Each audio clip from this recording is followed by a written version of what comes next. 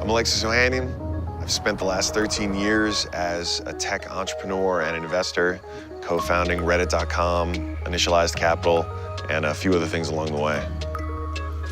Hey, you must be Al. I am Al. What's up, Good to man? meet you. I'm Alexis. Big fella. Don't usually get to see eye to eye. That's right. There are lots of things that I wish I knew back then when I was starting out. How's it going, Alexis? How you been, brother? I'm Alexis. Hello. Pleasure to meet you. I'm Alexis. Welcome. Dr. Gentles. Business Schooled is a podcast and a journey across America, and also a chance for me to learn from the playbooks of the boomer generation, who are the original entrepreneurs that many of us millennial founders have been adopting and adapting the playbook from this whole time.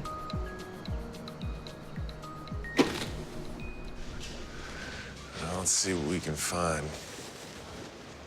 Sheet music. How about that?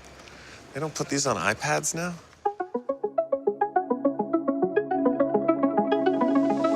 Can you take me back? Because you've been in this now for 39 years? 39 years, be 40 years. 1984, I saw a prototype of a music instrument called the Kurzweil K250. And it was the first synthesizer that played back digital recordings of other instruments. And I thought, man, that's really cool. I could use that Kurzweil in my own studio. And I quickly got the reputation of being the guy that knew more about this Kurzweil K250 than anyone else.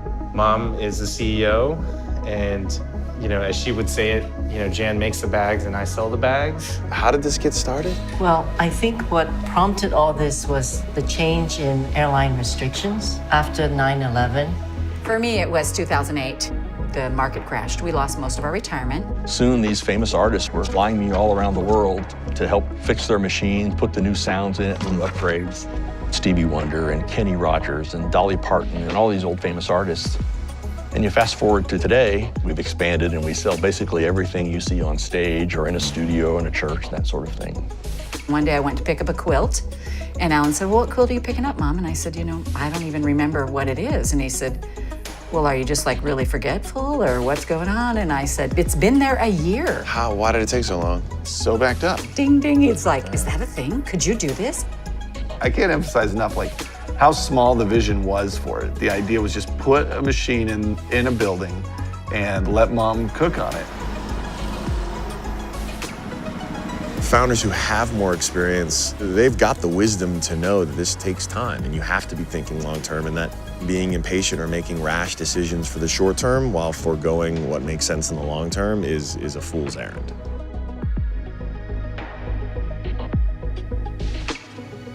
We didn't know we were really going to make the bag. We didn't know, that could be a reality. It's just that step by step, things worked. So we moved to the next step, and then the next step. I want to go back to this moment. How big was the lab in the first location? Ooh, the lab space was maybe, what was that, 100 square feet, maybe?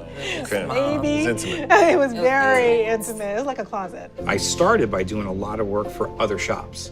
It kind of just grew very lightly at first, but around my hobby. We had one store in downtown San Diego. We started with that one building. Then a year and a half, we were busting at the seams. That was our whole world, and now we're in 27 buildings. People were coming from all over. I started building 2 and 3 cars at a time. I had an employee, then I had 2 employees. I was the 13th employee at the time, so it was tiny. The next year we had 20 employees. When we started, we only had 2 styles. 8 years later, 17 styles.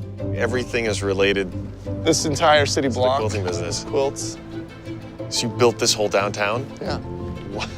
We have 950 team members. I have 400 sales engineers. They all have somewhere between 3,000 to 5,000 customers. You kind of need to think like a franchise, even if you don't want a franchise, just for efficiency.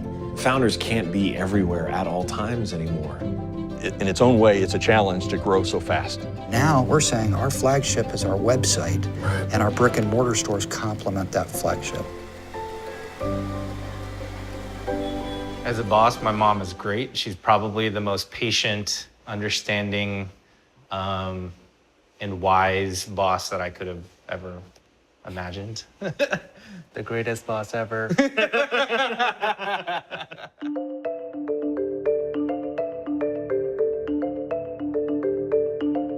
For me, the best part is we have 450 employees, And our county has been one of the poorest counties in Missouri, and now people have jobs. They have jobs where they get insurance. They have jobs where they don't start at minimum wage. We've become the economic engine for our community. We've become an economic engine for our employees. We've brought employees here from all over the country.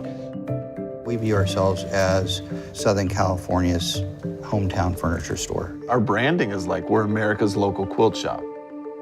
What is advice you would give to someone who's, at that point in their life with a sort of next generation entrepreneur who's listening to this, who's like, I think I can do this? Write down some steps, like, why are you doing this? Who are you doing it for? Assess the need. Don't go into business because you like something.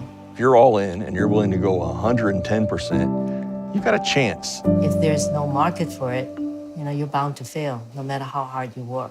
You have to keep being who you are or you're going to burn out. Not every company is going to be a hyper-growth, venture-backed company. I think that's fine. I think that's actually a good thing.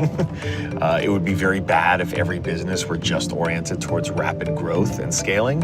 But I do think that there will just have to be even more focus on the experience or the quality for these businesses that are not going the venture-backed route. It's been a pleasure. Chuck, thank you so much, man. Thank you for the tour. This has been so awesome.